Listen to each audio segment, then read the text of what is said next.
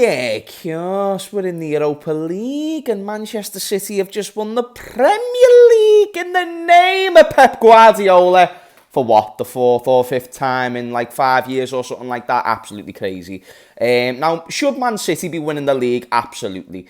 And should Man City be winning the league the same way we should be competing for the league? Absolutely. And we didn't compete for the league this season. Now, the reason why I bring that up is because I'm expecting City fans to listen to what I've just said and be like, oh my God, James, you never give us credit, you fucking scouse this and you scouse. To be fair, Man City fans don't mind me as much as Man United fans. They don't tend to bring up the scouse thing as much, but it's still a prevalent part of topic when they're talking about me. I only bring it up because teams underachieve, like the way we've underachieved, like the way certain other teams in the Premier League, Chelsea, etc. have underachieved. Manchester City never underachieve unless they don't win silverware, more specifically that league title, because they've become more well known for making sure that over the course of a 38-game season, they've got the resources to be able to maximise that squad. Now, listen, people say 38-game seasons are the hardest seasons to play. I massively disagree. I feel like to say longevity is the only factor that goes into a debate about which competition is harder, opposed to quality, opposed to how often you play in that competition. I'm not trying to do the Premier League, Champions League debate, but I feel it's very difficult. You know, Manchester United have just been in the Europa League, and in the past couple of years have been in the Europa League a few times. How is it easier to win the Premier League opposed to the Champions League when you're in the Champions League every couple of years, you're in the Prem every season, especially for a team like City who've got a huge team?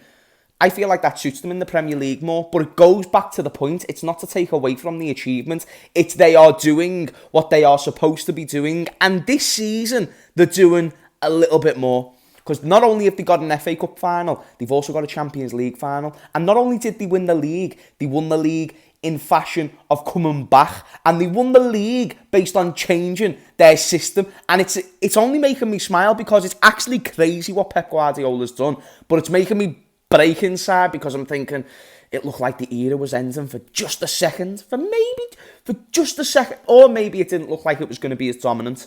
Maybe it weren't going to be 95 points, maybe now it was just going to be 90, or maybe it's going to be 88, 87. A bit more doable, and it turns out that's not the case. And it's because the bar that City have set in terms of standards is a bar that Liverpool just cannot keep themselves on. It's a bar that certain other teams, that even Chelsea, when they go and spend 600 million, it doesn't mean they're going to be there as well. Because this is years and years and years of not just money, but putting the resources where they need to be in the football club, putting the right amount of money into the right areas of the youth academy, putting the right amount of money into the right areas of the transfers, so on and so forth. You get the point. And then now they've got themselves a winning team, winning youth teams, and then winning transfer windows with a winning manager.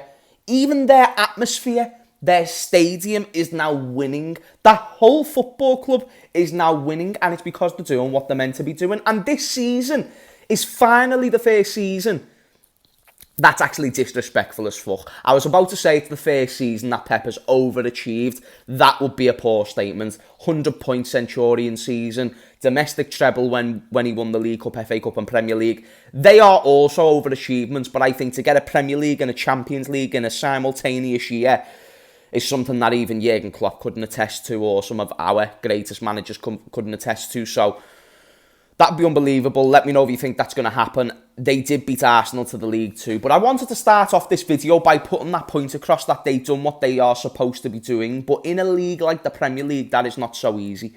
So I'm intrigued to see how City do going forward based on... Do you know when you get a Khabib Nurmagomedov, or you get such a dominant champion like Floyd Mayweather or Canelo when he really started hitting his peak years? It gets to a point, or you can be a little nerd on YouTube and have Jake Paul as your hero. Bob's your uncle, Fanny's your aunt. Whoever your hero is, and you see them and they're undefeated, and they beat this guy, and they beat this guy, and then the next, and then the next, and then the next, and then they'll do a Khabib and they'll retire.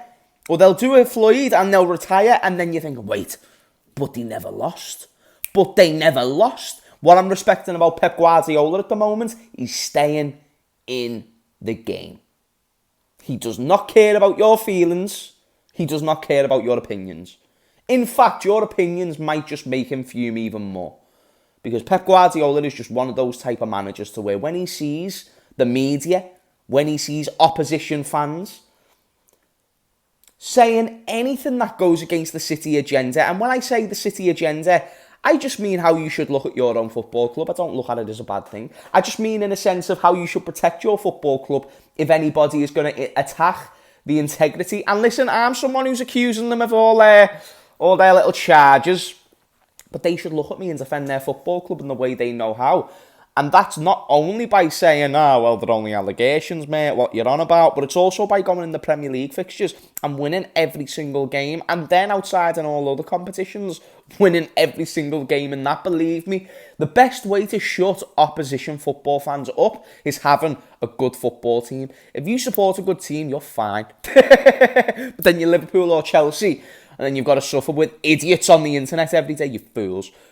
Couldn't last 1 minute in my lane when it comes to a one-on-one discussion. Could not last one measly minute. And yet you feel like you could exchange disses on a microphone or exchange verbal altercations over StreamYard. It just would not be sustainable for yourself and would be too much of an easy dub for James Redmondinho. But yeah, the point of the video really is just it was to talk about City winning the league. It was to talk about City congratulating them and all that malarkey bullshit.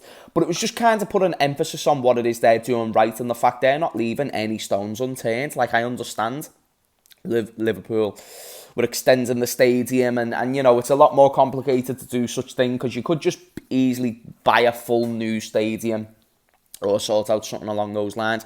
But Liverpool wouldn't want to do that. And also our owners just aren't as flexible in terms of resources, so we have to put limited funds in specific areas, and it looks like the majority of our funds right now, even though it's not even directly FSG's, it's a loan, is the stadium expansion. So that's the most important thing for our club. It just kind of reminds you, like, you know, put you back to reality on where you're at, you know what I mean? It's like, you're still in your council house, son, you know what I mean? You're not in the mansions yet, so get comfortable. Pretty much, get freaking comfortable. Anyway, guys, thank you for watching this video. I thoroughly appreciate it. Let me know what you think. And if you are a fan of another team, let me know any other topics that you want me to talk about. Maybe it's something massive with your football club. I might even do like an Everton game reaction. To be fair, there's a couple of games today as well, so I'll talk about them too. But guys, if it looked like I just woke up, it's because I have. It's also been a crazy week. I've been sorting out loads of things. But yeah, mate, I just want to say thank you for all the support since come back as well. These are beautiful people, honestly. It's crazy the support you'll show me, even when I go on a 3-4 month hiatus. It's just, thank you, God, because I'd be nothing without you, mate. Thank you so much. Anyway, appreciate it. Use a boss, and love to you and your mothers. And I'll see you all later. Peace out.